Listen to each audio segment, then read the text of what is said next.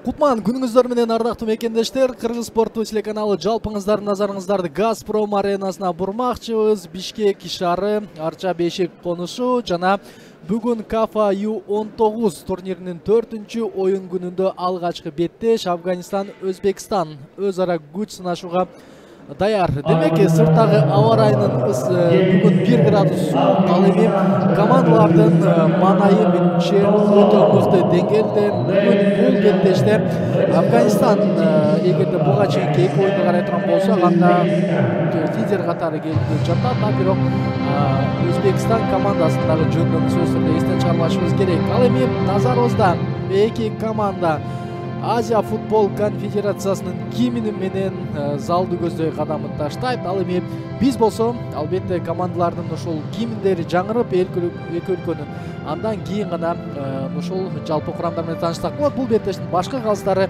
кыргызстандык калыстар. Андыктан келиңиздер, кызыктуу беттеш жалпыбызды күтүп турат. Эч кайда алыстабай туруңуздар.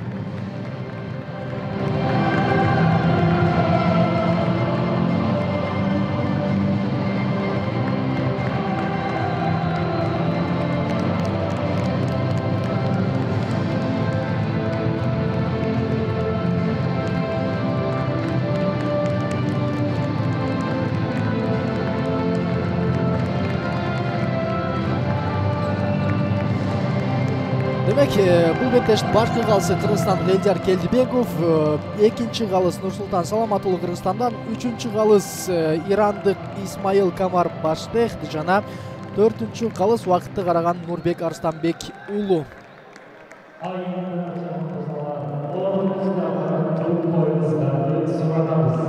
Afganistan'ın memleketi kimliği canlar.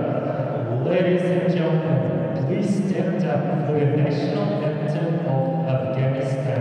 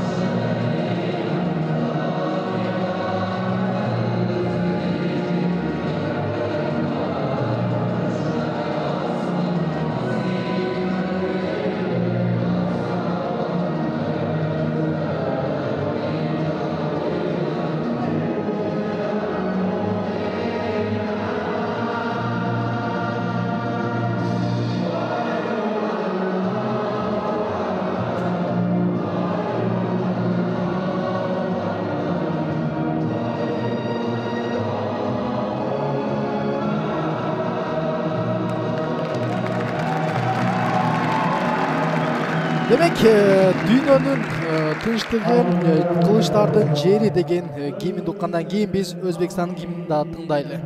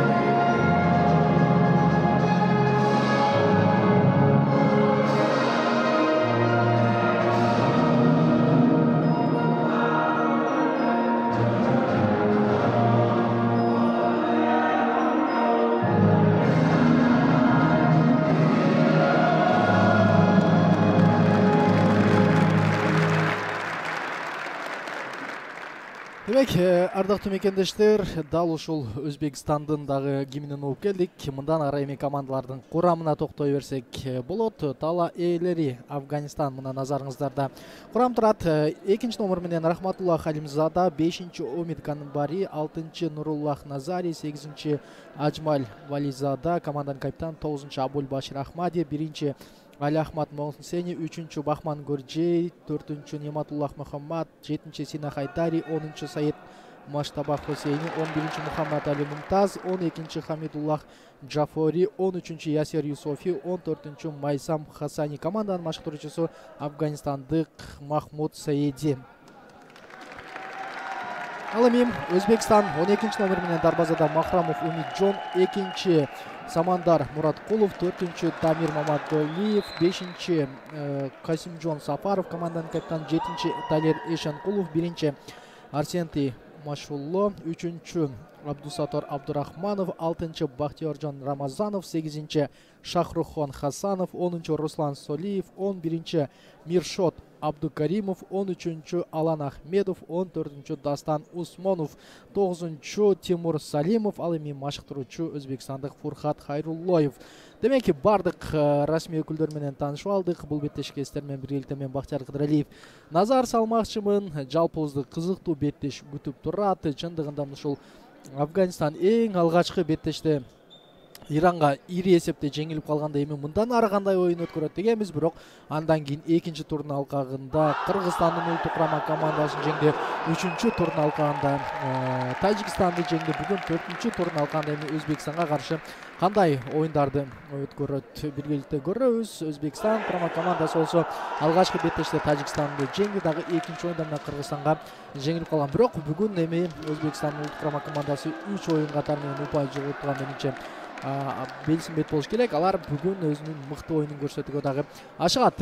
Эсиңиздерге салып өтөйүн, Өзбекстан көк түстөгү форма менен, Афганистан ак түстөгү форма менен оюнун өткөрөт жана бул беттеш менимче көбүбүздүн эсибизден көпкө чейин чыкпай турган дагы беттеш болот. Кантсе дагы жалпы ушул азырынча Афганистан коңшу өлкөлөрдү четтен утуп келе жатат. Кыргызстан, Тажикстан эми кезек Өзбекстанга келди, же болсо Өзбекстан ал жүрүштү токтотобу дагы көрөбүз. Ышкырык жаңырды, мынтип Афганистандын оюнчулары топту өз көзү менен алгычакты топ чыкты. Дагы эми Далер Эшенкулов дал ушул эң алгачкы турдагы алгачкы голдордун авторунун бири. Айтор эми Өзбекстандын оюндагы жана бүгүн эми Өзбекстан менимче оюнун таптакыр өзгөртөт, дагы жаңылыкта оюн өткөрөт дегичи азыр Афганистан. Жана биз болсо оюнчулардын мындан аркы жүрүшүн дагы байкайбыз. Караңыздар, өтө салкынгандуу, көзөмөлгө толук кандуу көзөмөлгө алды, дагы топту өзүнүн ишенимдүү оюндарындагы өткөргөн умтулат. Сол канат менен бул жерде топ сакталды, кайрадан мына артты көздөбү жок, командалык жүрүшкө көбүнчө басым. Алгачкы мүнөттөр жана жаңы команда, жаңы дымак Афганистан өзүнүн колдоочулары бүгүн дагы ошол Газпром спорт комплексинде бир нечеси келген. Айтор алар мына бүгүн Афганистан 4-чү оюн өткөрүп, 4 күндөн бери команданы толук колдоп, командага чоң бир сүрөнгө алып, команданы анын жеңишке жетүүсүнө дагы өз салымдарын кошууда. Ал эми күйөрмандардын кубанычына команда толук, команданы азыр кубандырып турган учуру дегичи алгачкы фол, калсын ышкырыгы жаңырды. Нурсултан Саламат уулу азыр бул жерде фолго аттады, дагы эми Өзбекстандын оюнчусуна калыс дарыгердин жардамы керекпи дагы көрөбүз. Кайталоодон улам байкасаңыздар болот. Мына дал ошол сол канатка узатканда өтө кооптуу кирип барган экен. Чындыгында команданын капитаны болгон Аджмаль Вализада жана азыр Өзбекстандык оюнчу мына турду дагы оюнду өткөрүүгө даяр. 2 капитан бул жерде кагышкан экен. Өзбекстанда бүгүн 2 номердагы Самандар Мураткулов команданын капитаны катары чыккан. Бу дегиче жок, Самандар Мураткулов жөн гана Өзбекстандын желеги чүргөн экен сол колунда. Андыктан мага ошол кайсыл бир деңгээлде команданын капитаны катары дагы көрүнүп кеткен Далер Эшенкулов топту сактап берди. Мындан ары стандарттык абал жана оюнчулар өзлөрүнүн ийгилигин кандай жаратат дагы байкайлы. Азыр калыстар убакытты эсептеп коюшу ыктымал. Мына эсептеп баштады. Албетте андай кылбасам да убакыт көпкө жокко чыгып кетиши мүмкүн болчу дагы Афганистан эч кандай кыйналбай туруп азыр бул жерден убакыт өткөрдү. Эми мындан аркы жүрүштү дагы көрөлү. Оң канат менен азыр 3-1 системасына дагы оюндарды өткөрүүдө.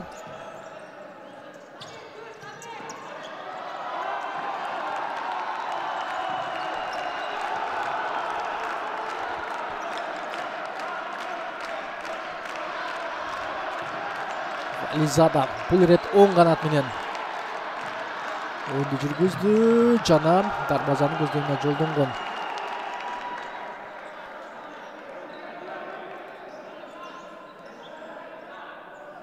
Сокку өзүнүн мыктылыгын көрсөтүшү керек.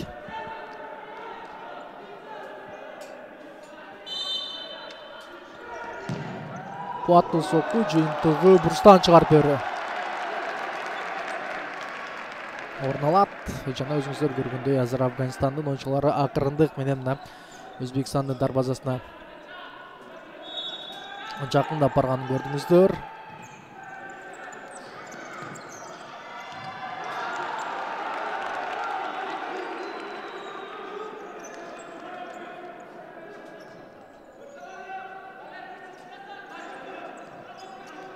Дамир Мамадолиев топ теуп чыгарган дагы.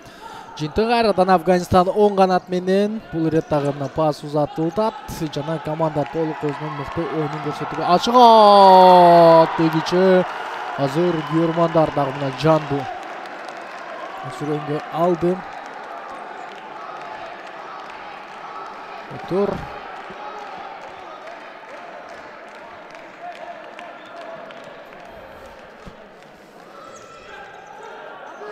Алдыңызды дагы бир сокку. Жыйынтыгы Афганистан эми кайрадан көзөмөлгө. Топту алды дагы оң канат менен.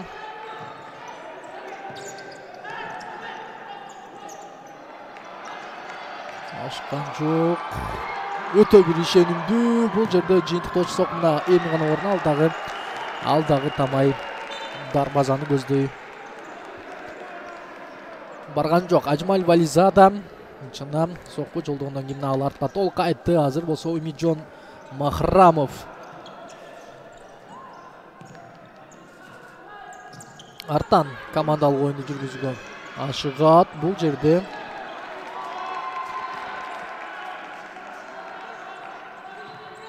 Афганистан салкын кандуу ишенимдүү оюн менен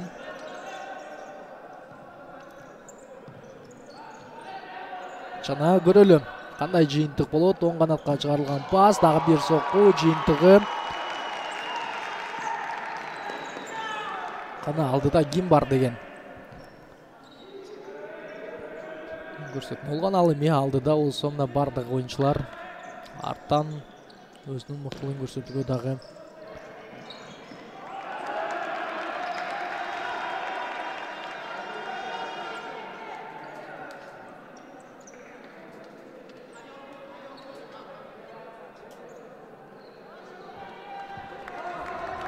чыккан болчу. Вализада кайрадан арттан чыгарып берди. Өзбекстан толук коргонуга өттү бардыгы арткы бөлүктө. Ал эми Афганистан оюнчулары мына узун пастар менен ар бир жүрүшүн ишенимдүү. Менимче Иранга каршы болгондо беттеште алар соңку көз ирминде ири эсепте жеңилип калган көп оюнчуларын чыгарган эмес. 6 эле оюнчу ушул алмашып чыгып жаткан. Алар соңунда чарчап калган дагы.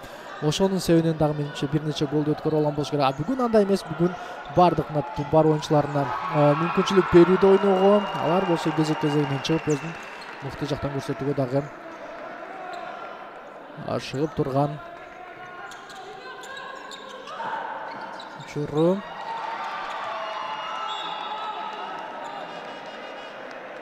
Жана Далер Эшенкулов мына оюнчуларды алдыраак чыгып алдаганча өзүнө ишенимдүү оюн өткөргөн чакырууда. Жана Өзбекстан оюнчулары канчалык топтуна эртерээк кыймылдата алат. Ошондон алардын ийгилиги дагы көз каранды дегичи. Топ Афганистанда. Дагы бир пас менен бардыгы чечилип калышы ыктымал. Караңыздар, бул жерде жыйынтыктанга гана киши жок болуп калды. Ал эми бүгүн бул жерде Афганистан оюнчулары өзлөрүн алда канча ишенимдүү сезүүдө.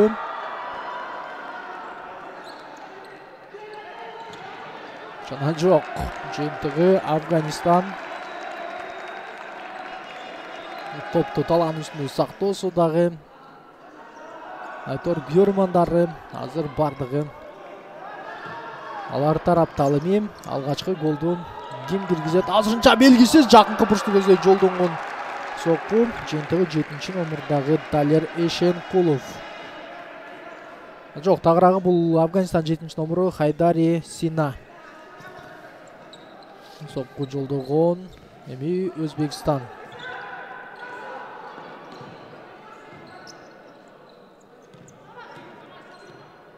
Көзөмөлгө өттү. Жана алардын бул жүрүшү эмне менен дагы жыйынтыкталат.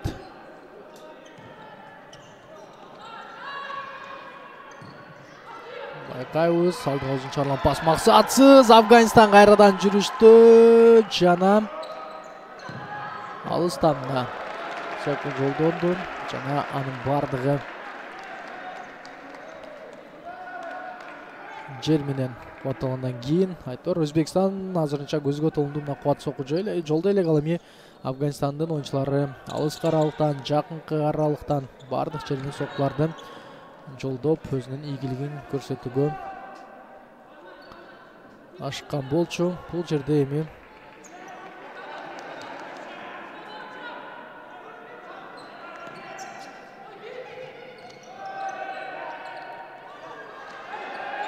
калыстын ышкырыгына эми гана жаңырды дагы топту. Азыр өзүңүздөр көргөндөй мына бурчтан чыгарып берүүгө туура келет. Өзбекстан оюнчулары ишеничтүү оюнду өткөрүш керек. Афганистан болсо бардык оюнчулар өз ордунда коргонууда. Жана эми каршы чабуул кооптоп чыгышы ыктымал дегиче жок. Пас дарексиз. Жана Өзбекстан кайсыл бир көз ирмемде мына чочулап да кеткен. А бирок сол канаттан чабуулга кошулган 11-номурдагы Али Мумтаз Мухаммед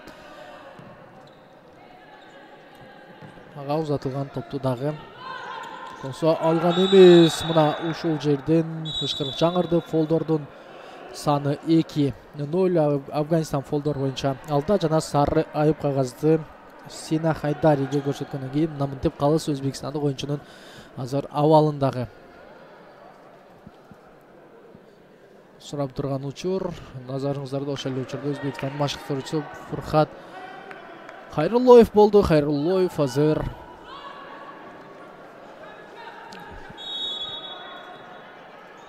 оюнчунун алмашка чыгаргандан кийинки жүрүштү байкайлы дегичи мына кайрадан ышкырык жаңырды дагы. Бул ирет эми азыр Афганистандын оюнчуларына ооз-эки түрдөгү эскертүүнү дагы берди.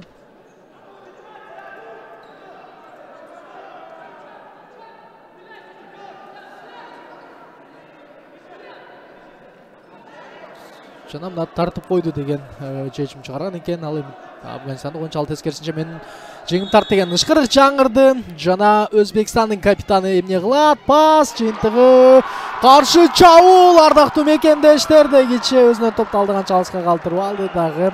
Эми 3-номурдагы Афганистандын оюнчусу Горгеч Бахман арткы бөлүккө өтөт дагы. Командага эми коргонууга жардам берет. Өтө бир кереметтүү түрдө мына каршы чабуулду баштап кетти. Ушул нерсе командага үстөмдүк бериши ыктымал. Бирок ошол эле учурда Өзбекстан дагы бул беттеште Афганистан үстүнөн кандай гана болбосун жеңишке жетүүгө умтулат. Себеби командага жеңиш азыр абада эле керек болуп турган учурда оң канатка Афганистан оюнчулары топту алды. Бүгүн жекеме-жеке мына алдоолор өтө көп орун албай атат. Афганистан бардыгын кылдаттык менен командалык жүрүшкө дагы басым жасап жатканын көрүдөстүр. Азыр мына бир ойунчуну алды өтүп андан ары дарбазаны көздөй жолдогон соккуда өзбекстандык Умитжон Махрамов тамай болуп чыкты. Өзбекстандын каршы чабуулу жана топ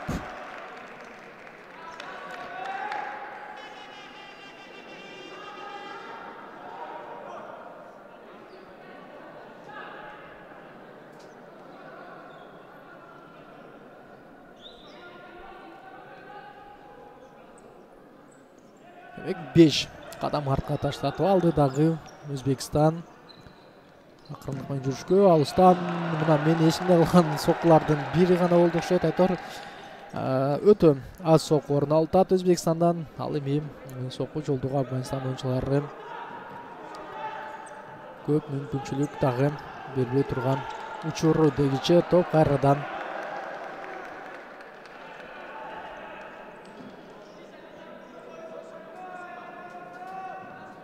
Өзбекстандын карамагында. Ал эми фолдордун саны 3кө жеткен. Өзүңүздөр дагы экрандан көрсөңүздөр болот. Мына командалардын жазуусунун үстүндө атайын белгилер коюлган фолдордун санына жараша.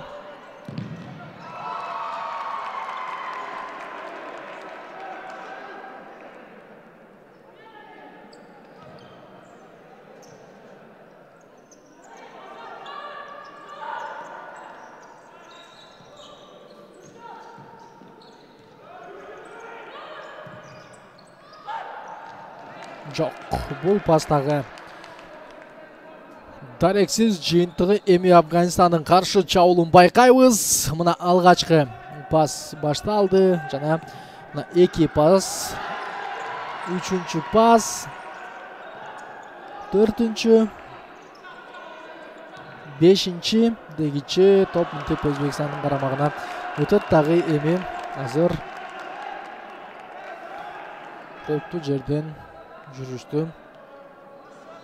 Өзбекстан ишке ашыруусу ыктымал. Өзбекстан оюнчулары канча ошол пасташат, аны дагы эсептеп көрөбүз. Айтор кантсе дагы бул беттеште азырынча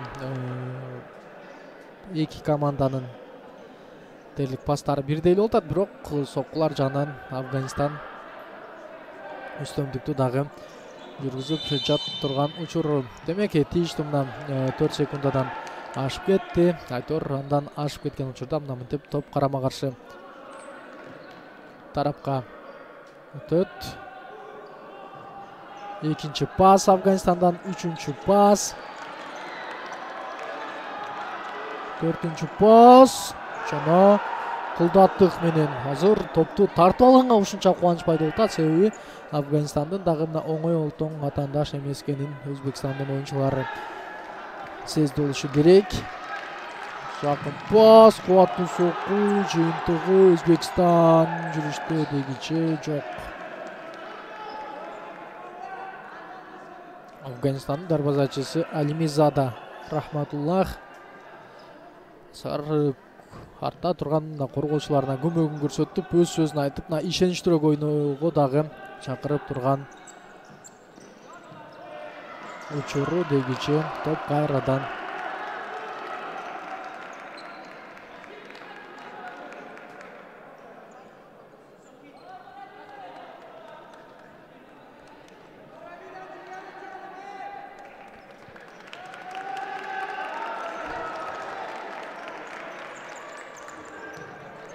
аркы бөлүктө жекеме-жеке сокку жолдонобу жакшы жазгырып өткөн, бирок мына мынтип дарбазанын тирегичи азыр Өзбекстанды голдон сактайт. Ганбари Умит мына Бермадардын алкоосуна дагы татып турган учур. Ал эми Өзбекстан болсо ал ортодо өз чабуулун алдыга көздөй баштады. Сокку жыйынтыгы топту Алимизада кайрадан голго алды. Дагы мына мынтип эми өзүнүн арткы бөлүгүнөн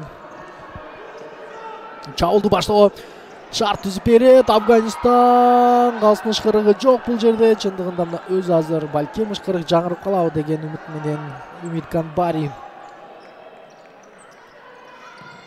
жыгып көргөн. Дагы бир жаңылышы, дагы бир кубаттуу сокку. Өзбекстан мына мынтип коргонууга аргасыз болуп турат. Умитжон Махрамовго бул беттеш оңойго турбайт. Себеби дал ушундай сокку артынан сокку Афганистандын оюнчулары жолдойт жана алардын да көрмандарын өзүңүздөр дагы айрым учурларда көрүп каласыздар кандай колдоого алып жатканын.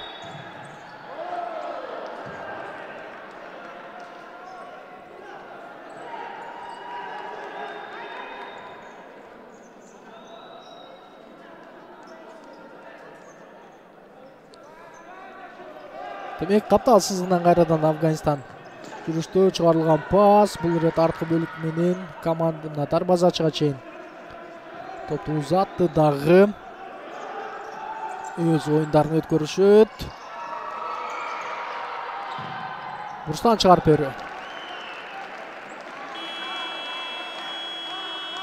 Ишке ашырылабы дече тайм-аут жана Афганистандын башкы насаатчысы Сейеди Махмуд команданын азыркы оюнун көрүп атат жана бул жерде ийгилик жаратууга дагы сөзсүз түрдө көмөк көрсөтөт деген ойдо болуш керек. Ал эми көрөрмандар болсо команданын сүрөнгө алганын азырынча токтотподу. Жана назарыңыздарда Өзбекстан курама командасы бул тайм-аут алардагы өз пайдасына колдонууга умтулат. Афганистан тайм-аутта сөзсүз түрдө ийгилик жаратууга дагы ашат. Мына тайм-аут алган команда жана азыркы стандарттык абалды мыкты деңгээлде колдонууга ашыгат. Буга чейин команда өзүнүн 9,5 мүнөт убактысында бар оюнун көрсөттү. Мындан ары дагы биринчи таймдын тең жарымы бар. Ал жакта менимче Афганистан эгер дал ушул ыргакта оюнду уланта бере турган болсо, анда алар голго дагы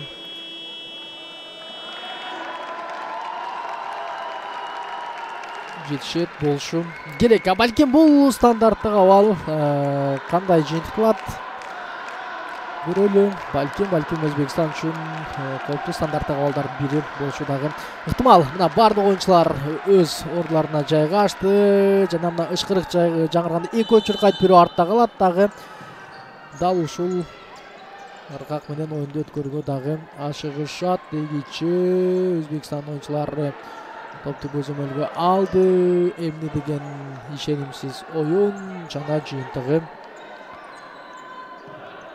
Афганистан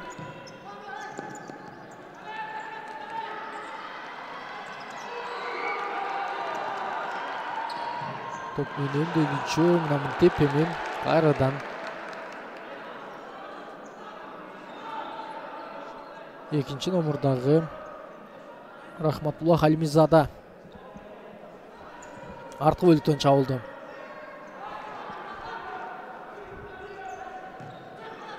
Баштап берди сол канат менен жана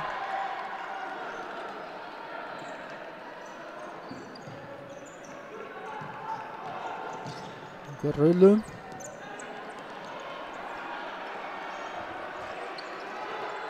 Өзү сокку жолдошу ыктымал. Жок, топту сактады акырына чейин жана Афганистандын оюнчулары кайрадан каптал сызыгынан топту оюнга кошот. Команданын капитаны Ажмал Бализада калтырган пас.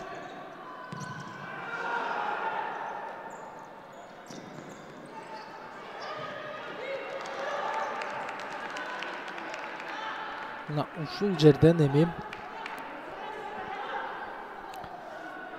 Өзбекстан буга чейинки мына 1 мүнөттөн ашыгыраак 2 мүнөттөй убакытка чейин топко таптакыр көзөмөл жүргүзө албай жаткан. Балким азыр жүргүзүүсү дагы мүмкүн. Узатылган пас, алыскы бурчта эч ким жок дагы. Команда эми толугу менен арты көздөмөн коргонууга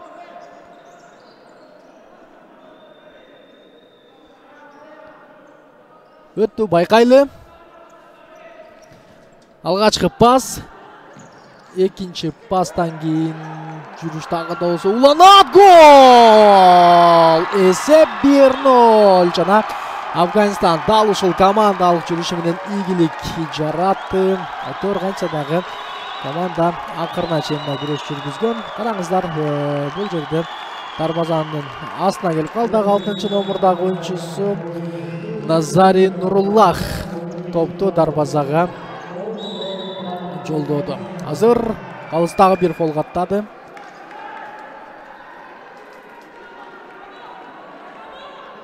Демек фолдордун саны 4кө жетет. Дагы Эми кубаттуу соккуга ээ оюнчулары бар экенин көрөлү. Буга чейинки дал ушул жерден чейин кубаттуу соккуну жолдой алган эмес Өзбекстан. Азыр дагы болсо мына командалык жүрүшкө басым жасады. Кайрадан каршы чабуул орнолушу ыктымал дече жок. Бардыгын командалык жүрүш менен ишке ашырабыз деген үмүттүү.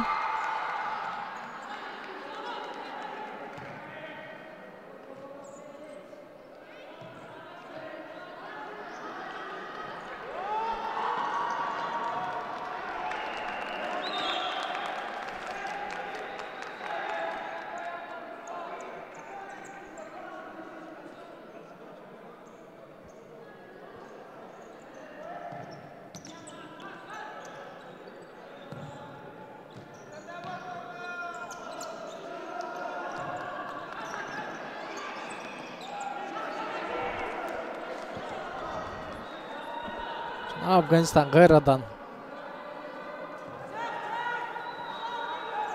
artan көзөмөлгө өттү. Өтө кооптуу келип барган жыйынтыгында фол жасалган жерден топду оюнга кошту дагы.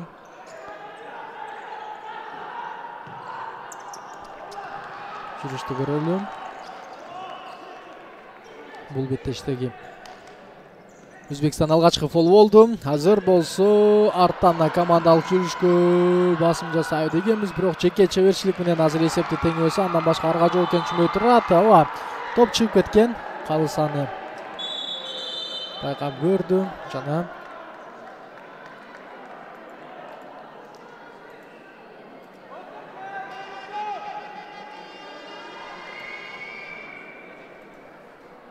кайталоодан карасаңыздар болот.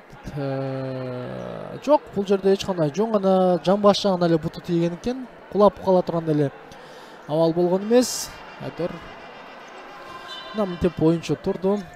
Оюнду чуркап улантууга даяр. Менимче 5-чи фолду азыр алгысы келип турат болуш керек Өзбекстан оюнчулары. Эгерде 5-чи фолду алса, андан ары аларга ойноого дагы алдаганча жеңил болуп калат. Балким пенальти болуп калса ал жактан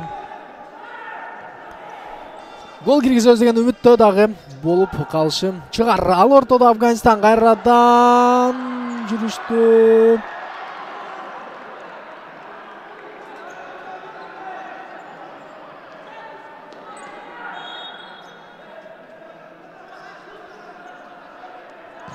Арттан дагы бир гол. Эсеп 2-0. Айтор стандарттык абалдарды бүгүн Афганистандын оюнчулары өтө кереметтүү түрдө колдонуп. Байкасаңыздар болот, мына 2 пас менен бардыгы чечилди дагы мына мындай коз гол менен айырмалана алды. Жана бул 10-чу номурдагы Саид Муштаба Хусейни. Ал өзүнүн ийгилигин дагы көрсөтүүгө үлгүргөн. Байкайлы.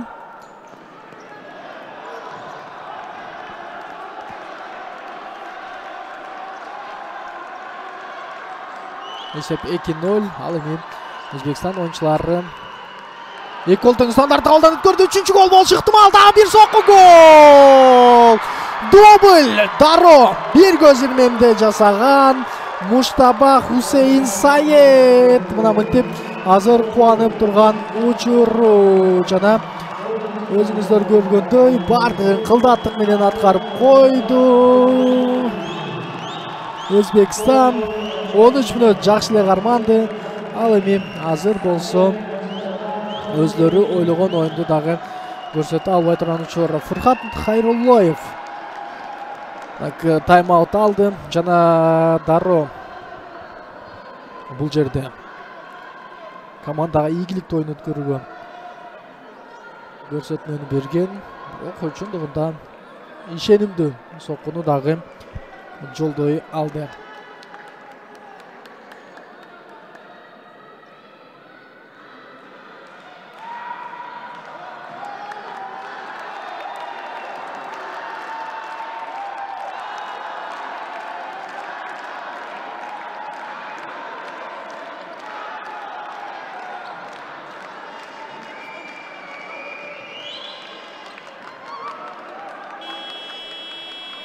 Демек, тайм-аут жыйынтыкталды. Өзбекстан мындан ары өз оюндарын улантат.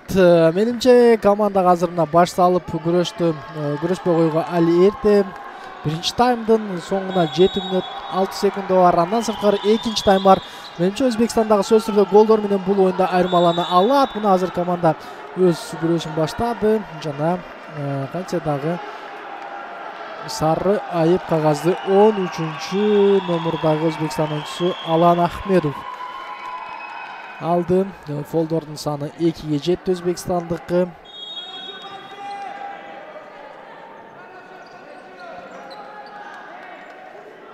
Жана көрөлү, ашыккан жок, акырын гана командалык жүрүш менен бардыгын ишке ашырууга умтулат. Алан Ахмедов кандай жүрүшкө барарын байкайлы дегичи.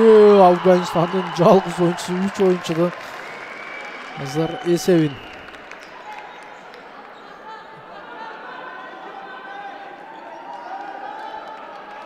тапты дагы ушул жерден.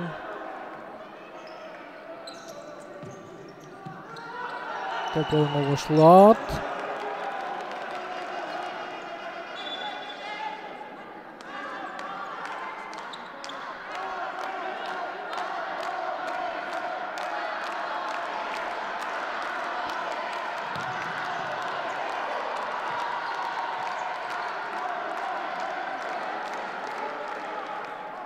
Көрмандар сүрөнгө алууда. Ал эми Афганистан 3 гол киргизгенден кийин мына мынтип азыр коргонуу бөлүгүндө кайрадан ишенимдүү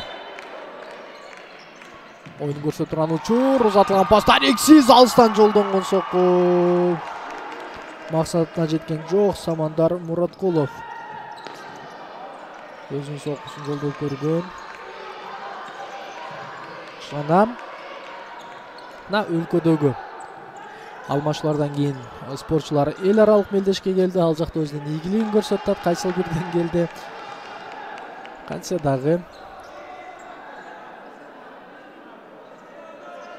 айрым учурда биз өзгөрүү болбойт, өсүү болбойт деген жерде өзгөрүүсү дагы болот. Себеби ар бир нерсе өлкөнүн ичинде гана жашагандарга маалым. Умича Махрамов ким менен арткы бөлүктөн жакын оюнду өткөрүп. Далер Эшенкулов оюнга кошулду дагы эми. Алан Ахмедов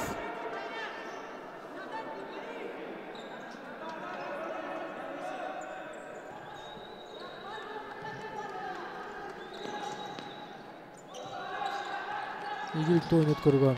Ашыгыш керек. Дагы бир катачылык, дагы бир сокку. Жана бул ирет эми Хусейн Саид Мочтаба топту бир аз кызганып койду. Өзүнүн кубаттуу соккусуна мына ишенип кетти. Айтор түшүнүксүз.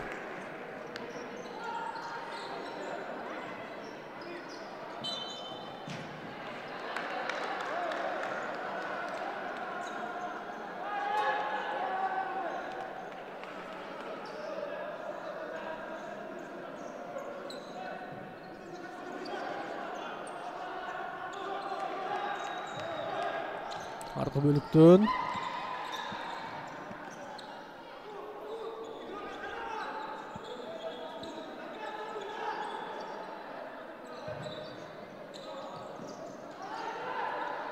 кайрадан караңыздар, мына дал ушул ыкма менен жөн гана бир аз кармап анан ылдамдык менен өтүп кетти. Демек Афганистан оюнчулары бир гана техникада эмес, мына физикалык жактан дагы күчтүрөөк үстөмдүк кылып жатканын көрүп атасыздар. Ылдамдык боюнча айтып жатканым анткени бир кыймыл менен каршылаштарын артта калтырып жатканы бул алардын физикалык жактан да мыкты даярдыкта экенинен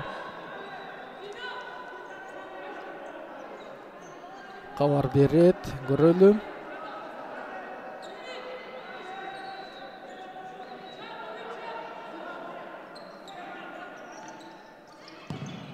Алыстан Далер Эшенкуловдун жолдогон соккусу кайрадан көкөлөп бийикти көздөй кеткенден кийин Афганистан өз жүрүшүн арткы бөлүгүнөн баштайт. Бүгүн алардын соңку жыйынтыктоочу 4-чү беттеши жана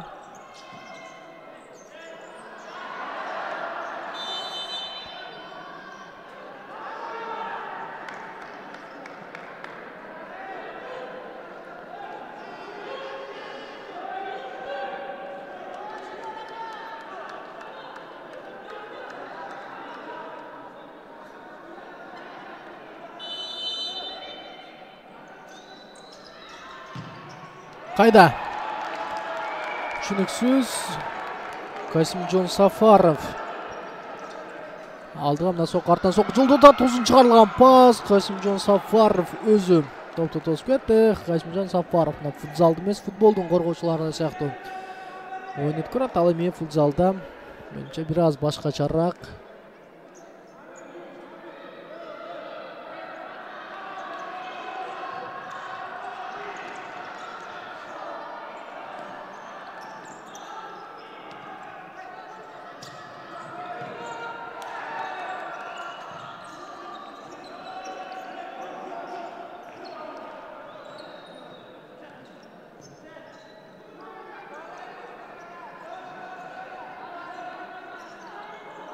Канат менен толук көзөмөл бар. Афганистандын оюнчулары азырынча ишенби. Өзбекстан прессинг коргон жок. Алар тескерисинче дал ушундай команданын катачылыгын тутат.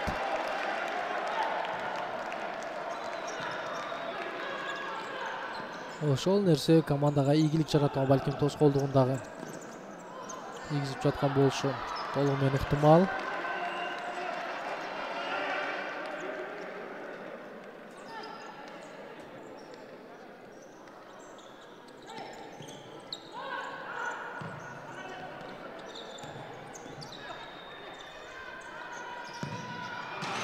Кайрадан Касимжон Сафаров жана анын бул иреттагы соккусуна бийиктик көздөй.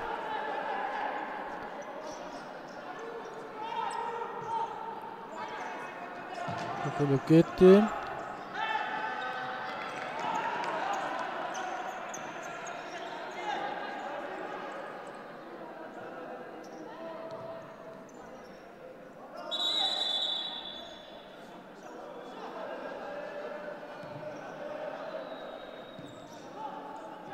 Кайлы Афганистан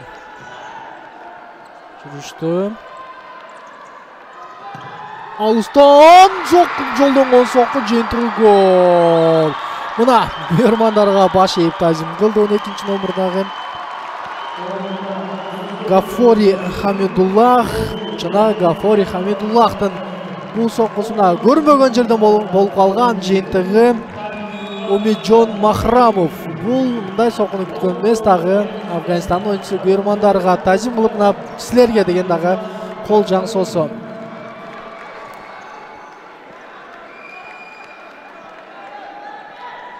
Эсеп 4-0 жана бул беттештин соңуна чейин эсеп канчага жетет болду экен? Барган сайын кызык болуп бара жатат. Дагы бир сокку, бул ирет Далер Эшенкуловдон.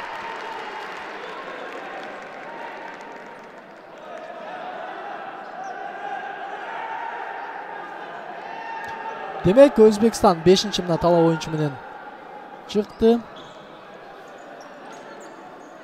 Мындан башка арга жок. Жана кайда деген дагы мына суроону салсак болот. 2-чи номердагы Самандар Мураткуловдон.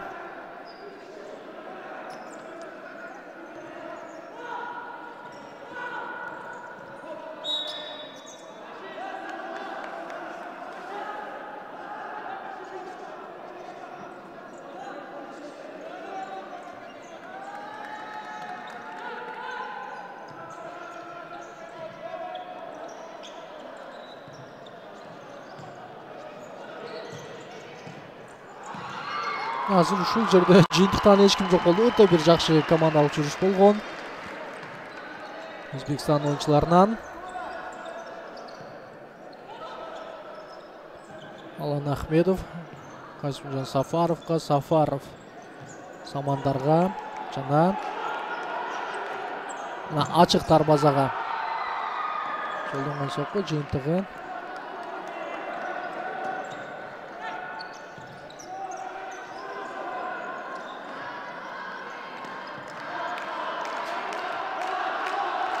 мына мынтип Өзбекстан көзөмөлгө алтат. Афганистандын көрмандары болсо колдого алып турган учур жана Алан Ахмедов аз жерден жаңылышып кала жаздады.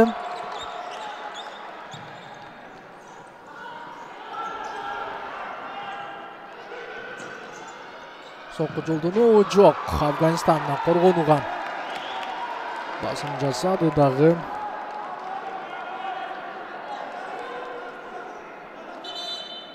Өзбекстан oyuncuları ийгиликтүү болгон ашыкпаса болбойт. Топты бир аз эртерээк мына жылдырыш керек. Сокку жолдойбу. Жолдонгон сокку бир эмес 2 oyuncu мына тосту көрдүңүздөр. Дагы бир рет uzatılgan pas.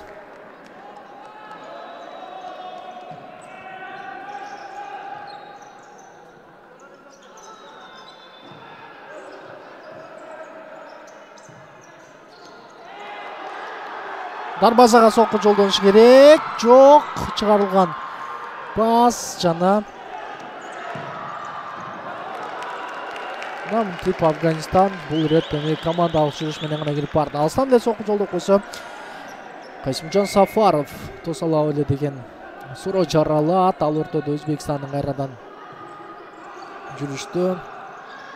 Алан Ахмедов 13-номердагы оюнчу пас чыгарып берүүдө бир нече рет жаңылышып калды. Далер Эшенкуловдун чыгарган пасы максатына жеткен жок.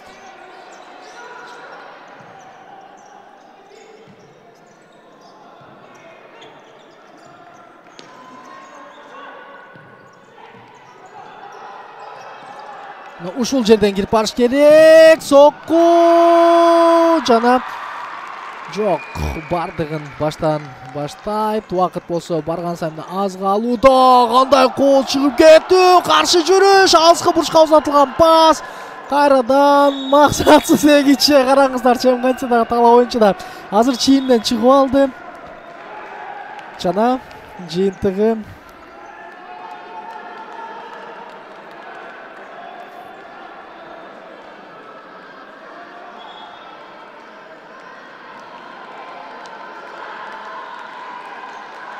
Айпсок орун алат.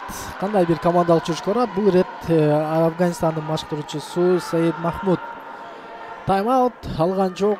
22 секунда бар. Бардыгын оюнчулардын өзүнүн жүрүшүнө калтырды жана азыр кандай командалык жүрүш орун алат.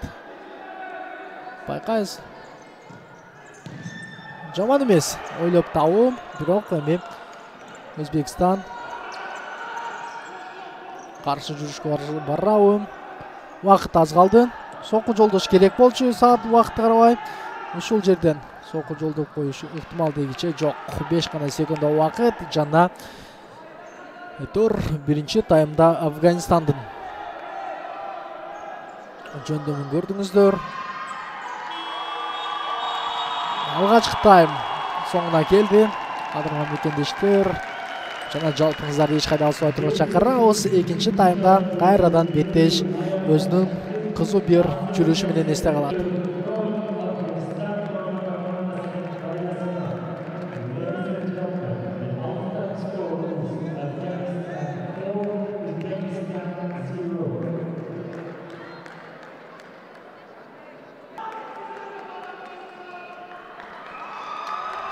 Афганистан Өзбекстан командаларынын ортосундагы беттештин экинчи таймынан салам айтабыз. Эсеп 4-0. Биринчи таймда командалар фолдордун саны боюнча 4-3 болчу. Ал эми экинчи таймда бардыгы жаңыланды. Болгону голдор гана орунда калды дагы. Өзбекстан менимче жаңы бир дымак менен чыкты болуш керек. Азыр алдын узаткан пас максатына жеткен жок. Алгачкы мүнөттөрдөн 5-чи талап оюнчу менен чыгабы дегенбиз, бирок алга да барган жок. Дагы эми команда өзүнүн мыкты бир жүрүшүн көрсөтүүгө дагы ашыгат. Айтор оюнчулардын техникалык жактан анчейин да айттан алыс болушубуз керек. Болгону оюнчулардын ушул командалык жүрүш дагы көп нерсени чечип коюуда. Айтор Афганистан командалык оюн боюнча мыкты экенин дагы биринчи таймда көрсөттү.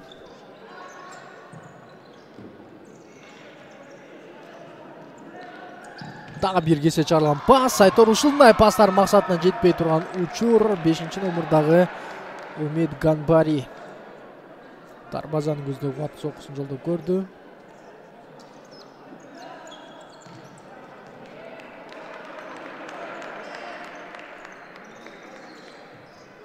Демек, Афганистанда дарбазачылар алмашкан. Буга чейин 2-номердагы Рахматулла Халимзада болсо, азыр 1-номердагы Али Ахмад Мохсени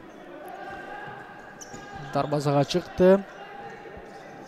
Жана Афганистан кайрадан жүрүштү.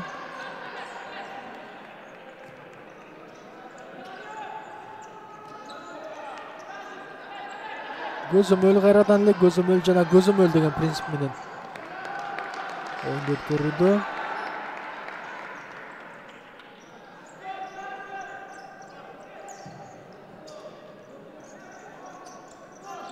Өз салыскы бурчка чыгарат дегенбиз жок, бирок ал жакка да чыгарган жок, себеби оюнчулар өзлөрү топту көзөмөлгө алган. Азыр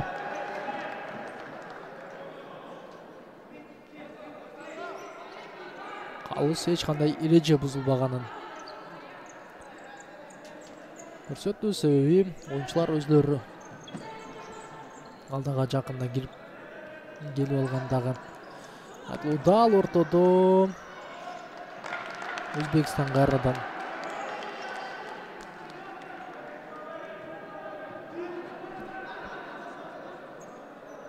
жүрүш көрөт. Ал эми Касимжан Сафаров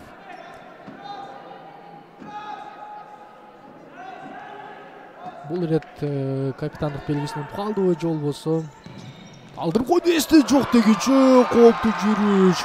2-номердагы Самандар Мураткулов бүтүн жакшы эле тосту, бирок дарбазачы активдүүлүгүн көрсөтүп кетти. Жана 2-таймда оюндун жүрүшү дароо өзгөргөнүн байкоодуңуздар. Бирок канчага чейин созулат бул оюн байкайлы дегиче жок. Далер Эшенкулов шашып кетти.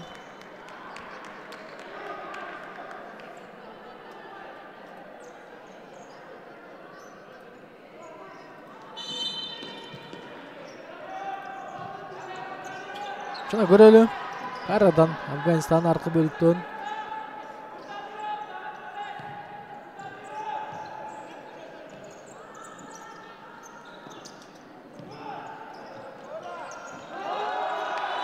жаман эмес менен жазгыр өтүүгө ашкан. Жана Касимжан Сафаров фол жасоого аргасыз болду. Биринчи таймда Афганистан оюнчулары алгачкылардан фол жасаган. Азыр 2-таймда Өзбекстан оюнчулары алгачкы фолду жасады.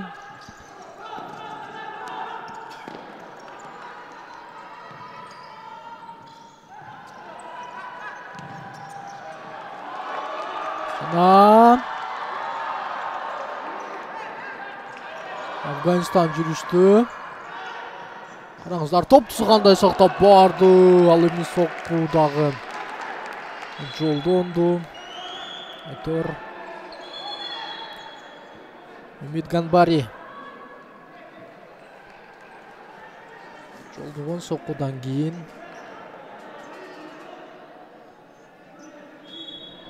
Рустан чыгарып берди. Орун алат. Сыртыбызга узатылган пас жана гол! Хет-трик 10-номердагы Саид Муштаба Хусейни топту кабыл алды. Алдын көздөрүнө бир оюнчуну жазгырып өттү дагы кубаттуу сокку менен эсепти ирилентти. Эсеп 5-0 Афганистан алдыда. Өзбекстан дал ушул жерден 5-талап оюнчуну оюнга кошту дагы. Андан ары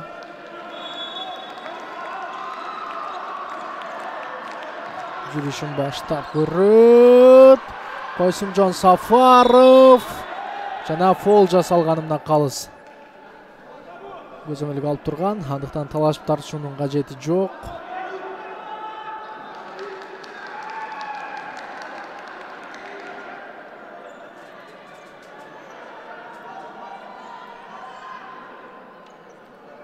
Касимжан Сафаров өзү сокку жолдого даяр турган. Жана 4-номердагы Дамир Мамадолиев өтө жөнөкөй пастты кабыл ала алган жок.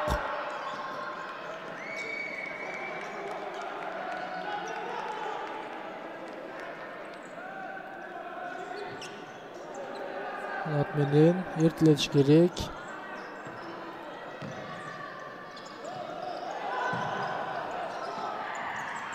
Мына алыска бурчта эч ким жок, дагы кайрадан Өзбекстан оюнчулары артты көздөй коргонууга кайтып барды. Эми мына калган 17 мүнөттөн ашыгыраак убакыттын ичинде команда толугу менен 5-талаа оюнчу менен ойноого аргасыз.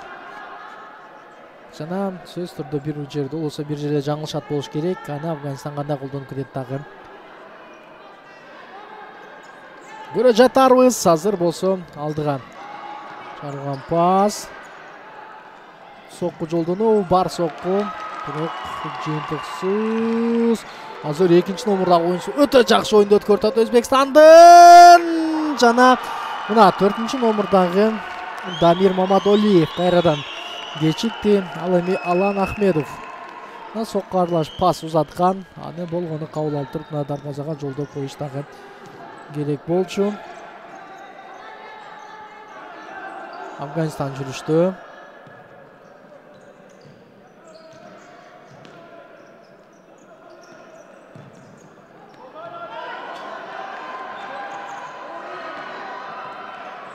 Мына сага топту өзүмөлдөп берүү. Мотор канча дагы азыр Горгеч Бахман. Өткөн оюнда да топту ишенимдүү көзөмөлгө аткан, азыр дагы ишенимдүү көзөмөлгө алды. Ошондо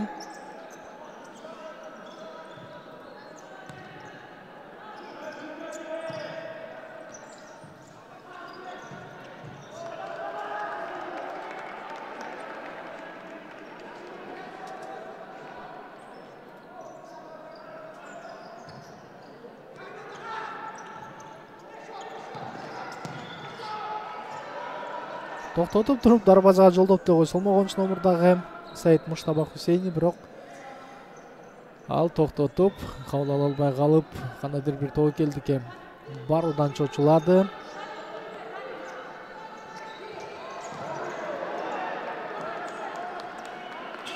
Өзбекстан 3-3. Мына ачык дарбаза жана жаңылышты. Афганистандын дарбазачысы Али Ахмад Мохсени дарбазаны көздөй сокку жолдоп көргөн.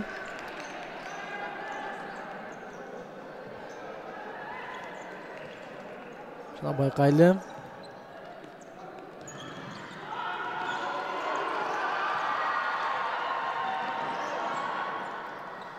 Жакшы жүрүш.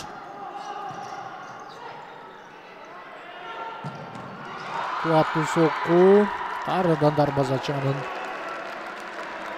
өзүн кайтарды. Жана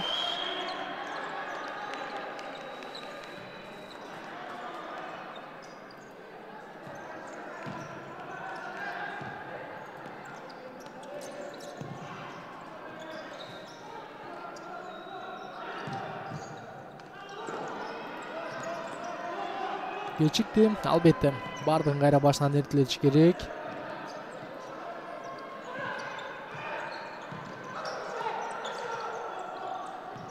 Мына ушул жерде алыскы бурчка чыгарабы? Жок, азыр кайрадан бардыгын командалык жүрүш менен дарбазаны сакташ керек болчу.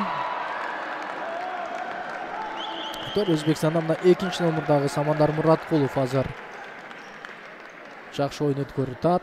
Жана алыскы бурчта буга чейин калган 13-номурдагы Алан Ахмедов жакшы кыймылдабай койду. Эгер Алан Ахмедов ачылып кыймылдай турган болсо, анда буга чейинки топ болгон көзөмөлдө Өзбекстан өзүнүн оюнун бир топ жакшыртып алса дагы болмок. Азыр кайрадан жүрүштө Өзбекстан, Афганистан оюнчулары болсо кыймылда көздөдө. Сокку.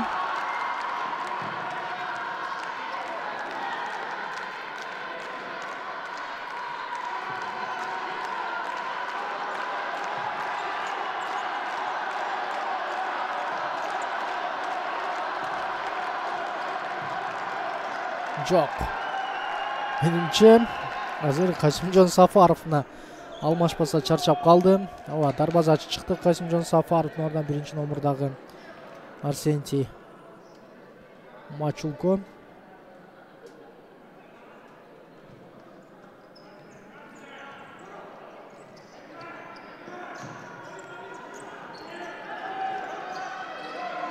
Дагы бир катачылык жана азыр Афганистан оюнчуларынын көздөрүнө фол жаса, дагы чыканак менен.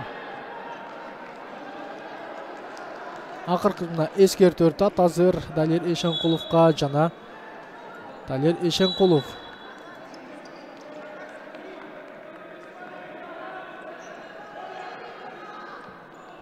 Өзеки түрдөгү эскертүү алгандан кийин оюнду дагы уландат. Көрөлү.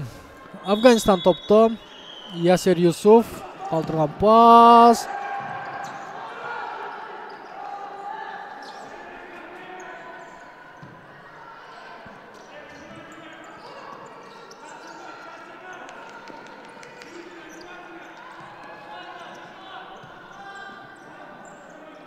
Өзбекстандын катачылыгы чоң футболдогудай аралыктан күткөнү ултат. Бул жерде футзал кичинекей гана жакын жерден дагы жазгырып кетүүгө мүмкүн албетте.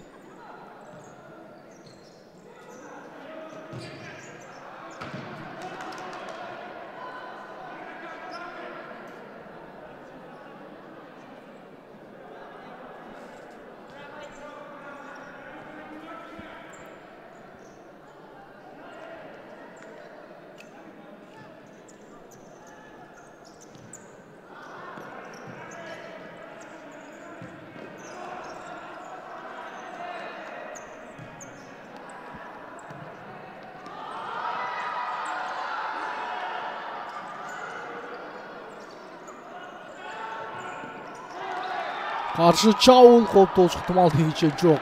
Далер Эшенкуловна өзү кетирген катачылыкты өзгө берди. Азыр жекеме-жеке ар бири оюнчуларды коргоого алган, бирок ошол учурда топтун дагы багытын кармап туруш керек. Өзбекстан оюнчусу буга чейинки көзөрмөмдө өзүңүздөр көргөндөй топ жанында болгон менен бирок оюнчуну карап дагы туруп алды. Дарбазанын көзү жолдонгон сокко жыйынтыгы Арсентий Машулко.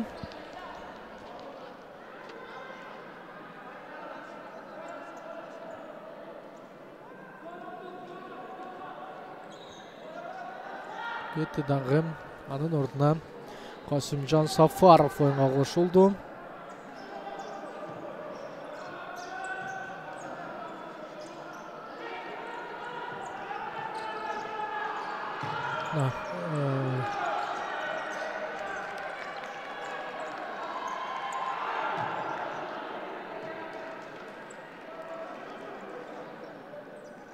Негедир 5 оюнчу менен 3 оюнчу тагырага экөөнө каршы оюн өткөрө албай калды.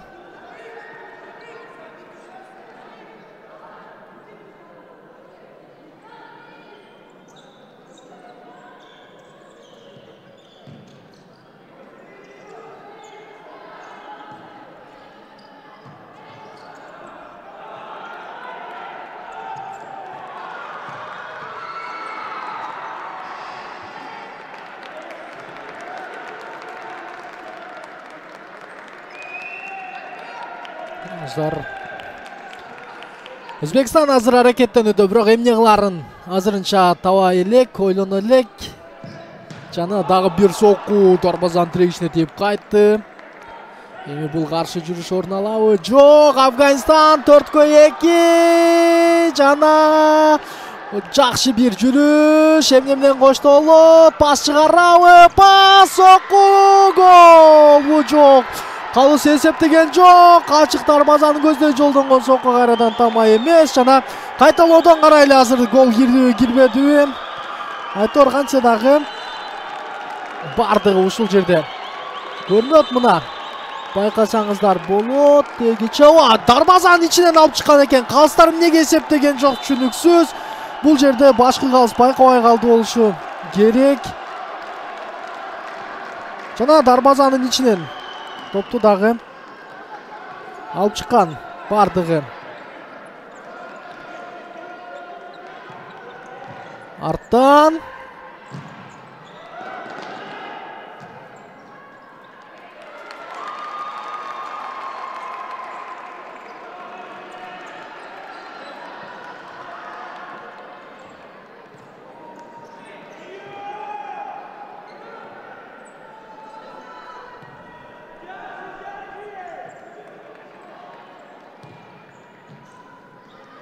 демек Афганистан кайрадан жүрүштү. Жана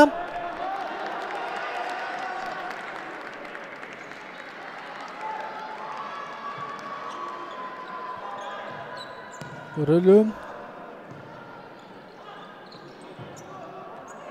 Ачык дарбазага жолдонгон сокку тамай эмес. Ал эми бул абал болсо мына гол кирген учурдагы абал мына бардык топту ичинен алып чыккан болчу. Калыс бул жерде байкабай калган эми. Өз да байкабады болуш керек. Айтор Элдияр Келдибеков мына Кыргызстандын Супер лигасында дайыма калыс кылып жүргөн калыс бүгүн эл аралык мелдеште сүрдөп кетти. Айтор чүнүксүз жана Касимжан Сафаров алыстан дагы бир сокку. Бул ирет Афганистан оюнчулары арткы бөлүктөн топту көзөмөлгө алды.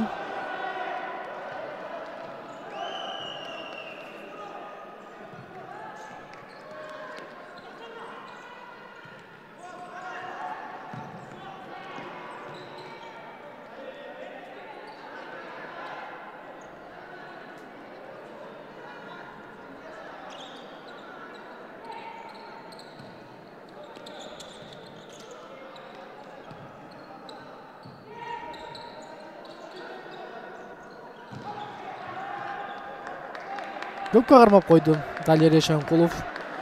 Чынында топту мынчалык көпкө кармаган болбойт.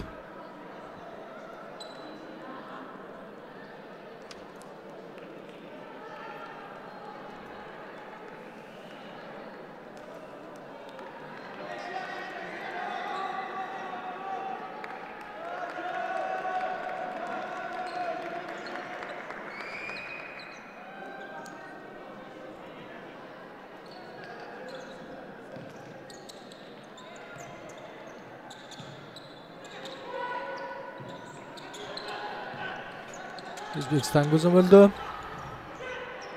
Эгиче жок. Топ Достон Усмоновдун бутунан. Чыгып кетти. Усмонов ишеничтүүрөөк коргонуш керек.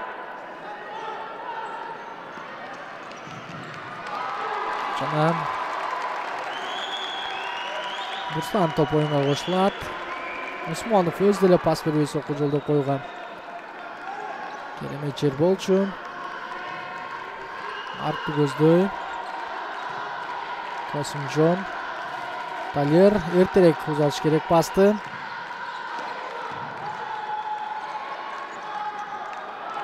Жана мына ушундай Касимжон Сафаров бүгүн бир топ оор беттештүү өткөрүп жана буга чейин калыс жаңылышып калбаганда анда голду эсептеп койгондо абал балким башка нукка өзгөрмөк. Алгачкы голду киргиздик деп дымаа көтөрүлмөк. Өзбекстандын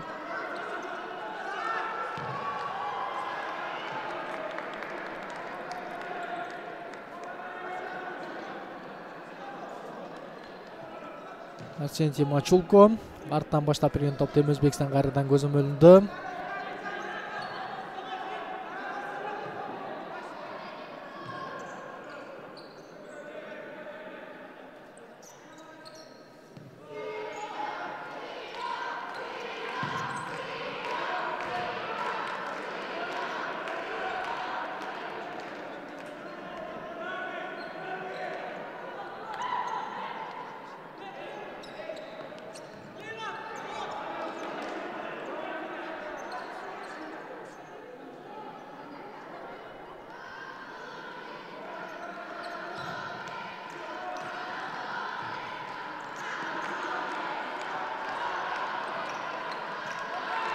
Солонат менен болгон жүрүш.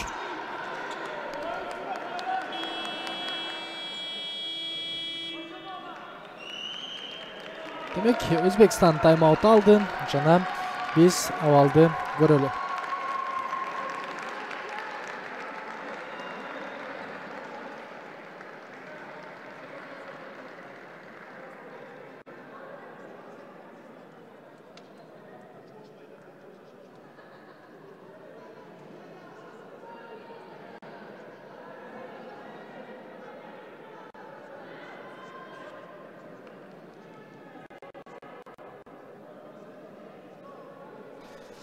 Демек, мына дал ошол Өзбекстандын жүрүшү жана бул жерде мына бардыгы гол болгон жана кантип байкабай калган деген дагы суроолор болот. Анткени калыс дал ошол дарбазага жакын жерде турган болчу.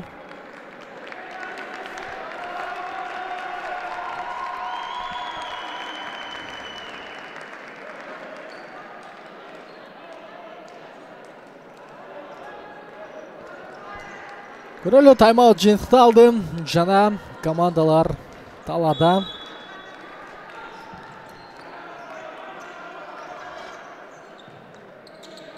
Жок, бул ирет Касимжан Сафаров өз жаңылышып калды.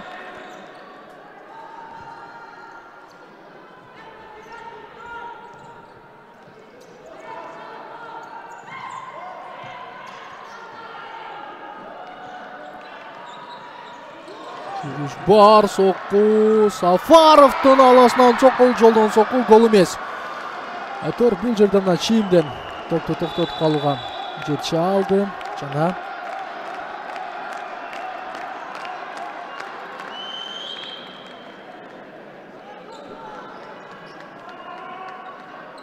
өткөн эмес. Дагы бир жолдонгон сокку. Кайрадан байкайлы. Азыр командалар болсо бурчтан чыгарып берүү. Ишке ашырылат.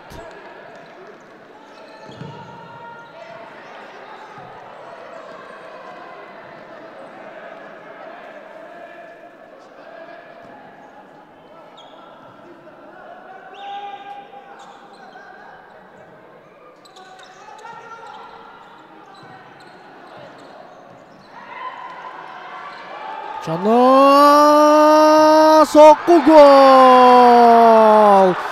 Покер.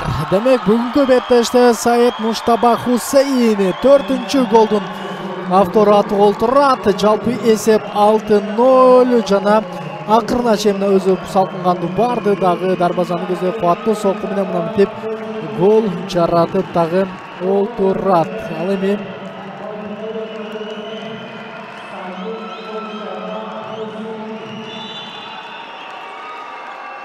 жүрүштү көрөлү.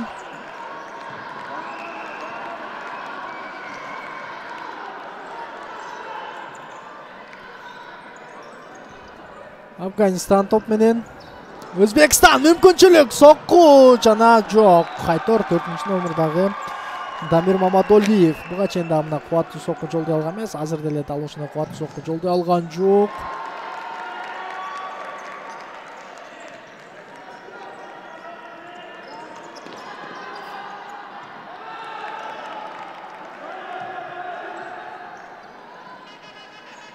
Өзбекстан oyuncuları эмнегедир чарчап калган байкоо достор.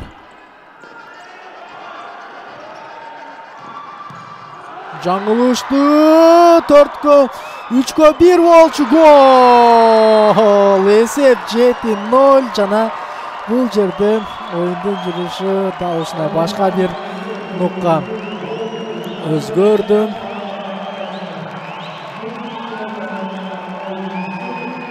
Жана бул беттеште 7-чи номердагы Сина Хайдари 7-чи голдун автору атып олтурат. Эсеп 7-0. Афганистандын көрөрмандарынын кубанычында чек жок.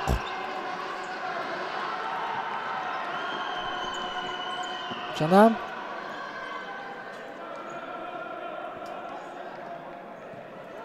Байкайлы. Афганистан өзінің артқы бөлігінен болған топқа көзөмөл. Oyuncuların бардығы чарчап қалған болчу.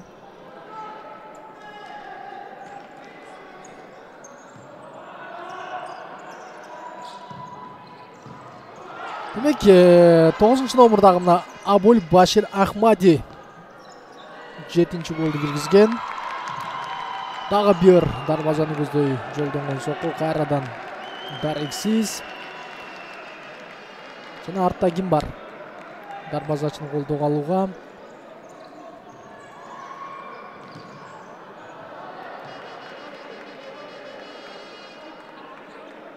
Қанша дағы Афганистан мұна 4-ші ойында дағы 4-ші ойында 3-ші жеңішіне жетуге жақын олтырат. Алыстан жолдонған соққы. Дарексіз, ал біз болсы. Onun жүрішіндегі ұлан көрілі Қасымжан Сафаров, артқа Далер Ешенқұловқа, оң қанатқа ұзатылған пас, жана Өзбекстан мұна ұшыл жерден дағы бір қуатты соққын жолды. Онымен бұл рет Әл Ахмад Мохсени қосқолды көрсетті. Өзбекстан ұшыл ұшырда көзөмөлдө олчу.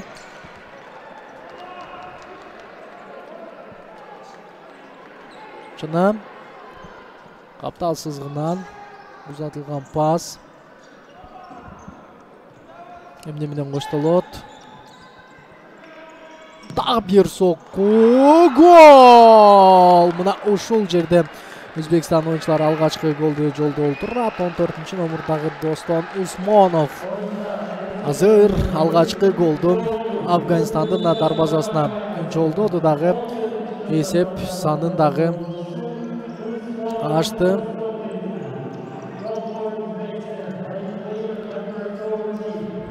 Özbekistan жүрүштү.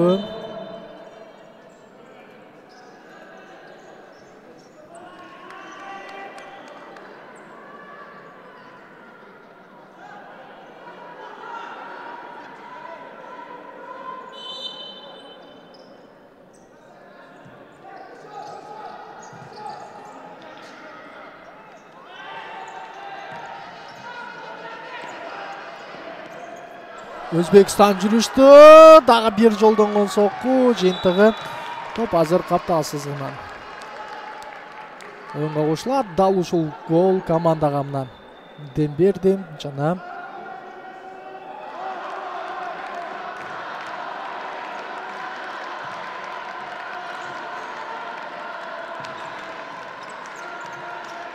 оң канатка эртерээк чыгарыш керек. Соққу жолдону пас.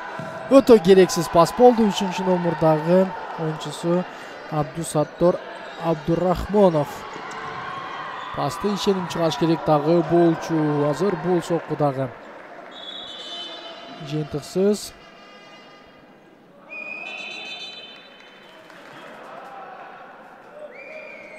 Капталсыздан оюнга кошот.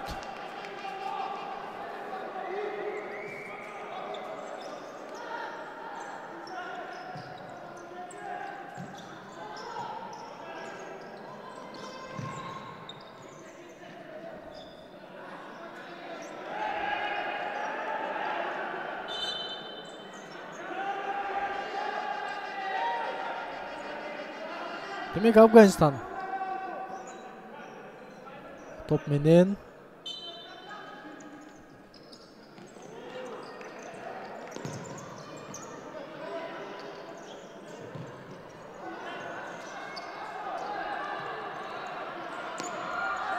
çok pas berүүгө жетишпеди.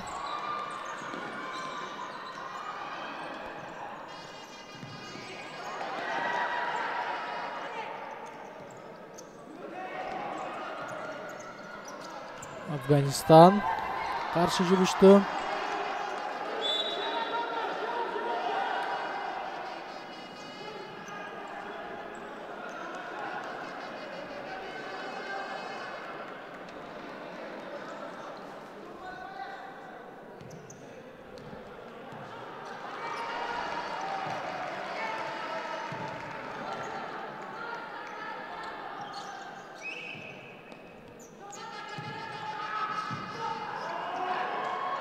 Дагы бир сокку, гол. Эсеп 8-1. Айтор Өзбекстандын оюнчулары чарчап калды. Ал эми айрым бул беттеште оюнга чалек оюнчуларын баштыруучу эмне үчүн кармоо турат мага түшүнүксүз. Руслан Солиевди көрүлекпиз, Миршот Абдыкаримовду көрүлекпиз, Бактияржан Рамазановду көрүлекпиз. Айтор балким дал ушул оюнчуларга да мүмкүнчүлүк берип көрөр.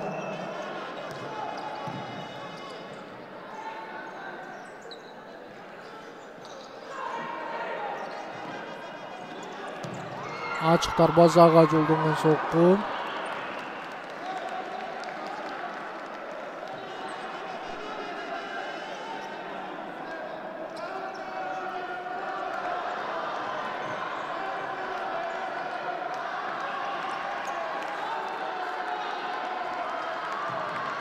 Afganistan top kolon gözümöldü.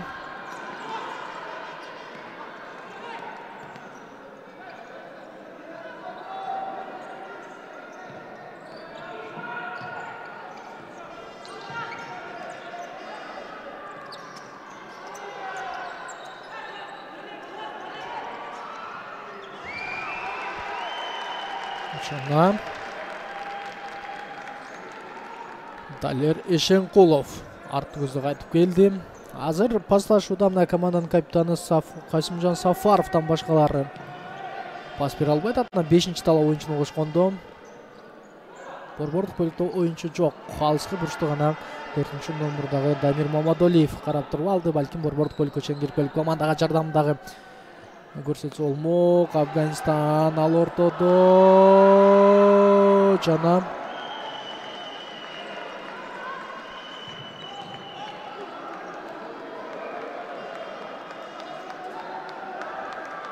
Kaylı жүрүштү.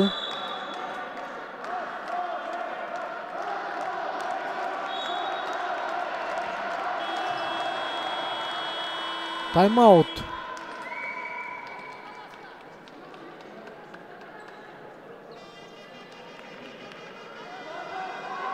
Тайм-аут алды.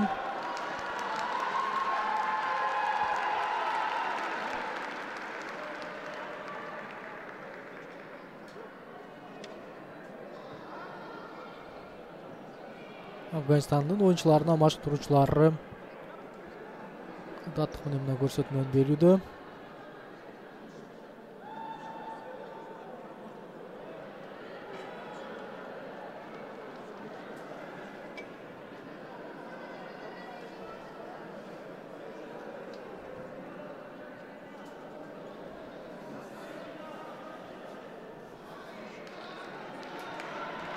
Дагы жүрүштү байкайлы.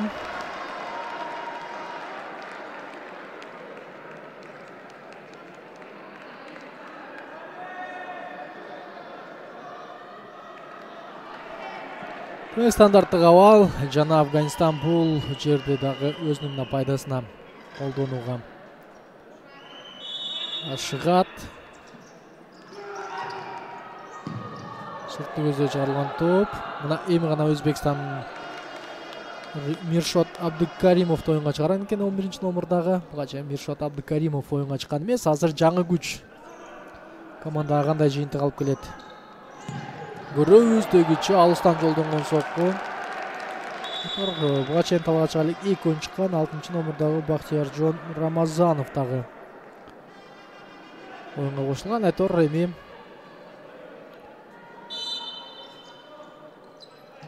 ишеничти ойун өткөрүш керек дегичи.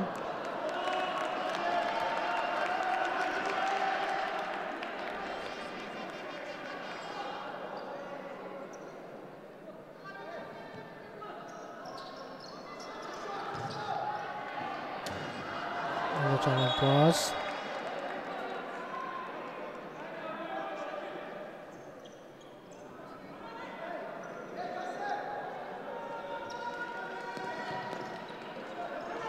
Жаңылышып калбагыдай эле.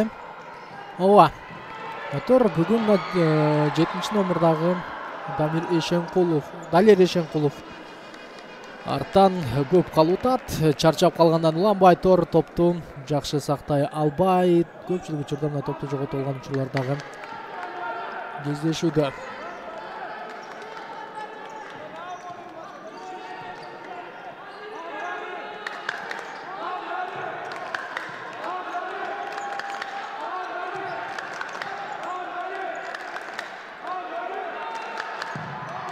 Алыстан жолдонгон сокку. Оң канатка дагы узатса болот, сол канатка узатса дагы болот. Сол канат менен демек жүрүштү баштоону ойлогон дагы Алан.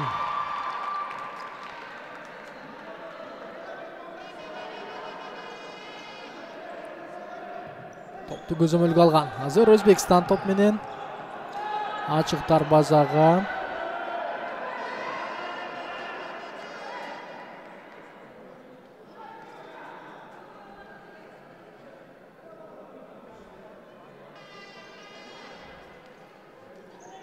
Вакыт өтө аз калды жана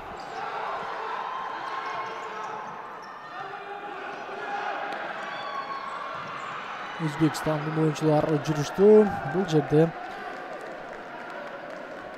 Бахтияржон Рамазановго чыгарылган пас болчу. Рамазанов пасты бүтпөдө өтө бир ишенимсиз оюнду дагы көрсөттү. Азыр кайрадан аркылтын Афганистан. Караңыздар, мына 3-чү номурдагы Бахман Горгеч 2 кадам менен алдыга кирип кетти.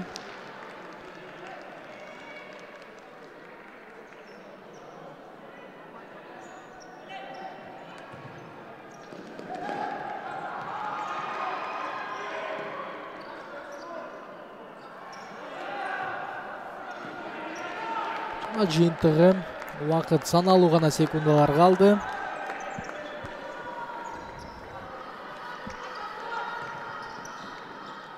Ал ортодо Өзбекстан жүрүштү.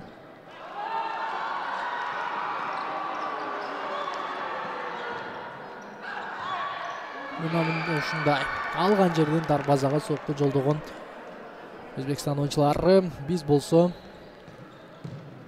жүрүшкө назар салууну улантабыз. Сол канатка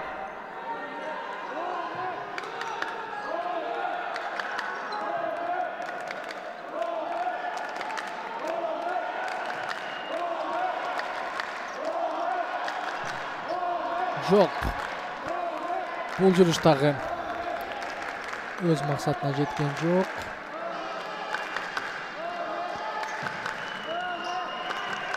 Жана